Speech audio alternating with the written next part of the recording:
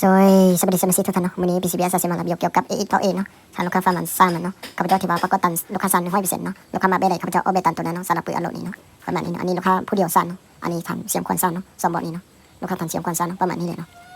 ข้าพเจ้าที่ว่าเอาเบตันที่ว่าลูกค้าซันเนาะประกอบตันที่ว่าลูกค้าซันลูกค้ามาเบได้ข้าพเจ้าเอาเบนั้นเนาะเจาะประมาณนี้เนาะสาระสองทางการติดต่อของข้าพเจ้ามันจะมีอยู่ใต้คลิปวิดีโอบอกขันอธิบายเพิ่มเติมเนาะมันจะมีสองทางการติดต่อ1 WhatsApp 2 Zalo เนาะ3 Telegram เนาะ4 Facebook เนาะ5 YouTube เนาะ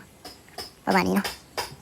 มันจะมีไล่ช่องทางการติดต่อของข้าพเจ้านี่เนาะมันจะมี7ช่องทางเนาะผู้ใดเคยติดตาม YouTube ของข้าพเจ้าน่าจะรู้ดีเนาะสำหรับ PCBS นี่จะเป็นซื้อซอง YouTube ตามที่ข้าพเจ้าเขียนใส่ภาษาอังกฤษตามหน้าจอให้เลยเนาะประมาณนี้อันจะเป็นซอง YouTube ของข้าพเจ้าเนาะซื้อซองเนาะประมาณนี้เนาะสามารถติดตามได้เนาะสำหรับเบอร์โทร918670นี่ที่ว่าบ่เคยเปลี่ยนเนาะข้าพเจ้าที่ว่าใช้มาได้หลายปีเลยเนาะสำหรับที่ว่าการซื้อเครื่องต่างๆมันต้องผ่านบัญชีเดียวเบอร์โทรเดียวเท่านั้นเนาะประมาณนี้เนาะ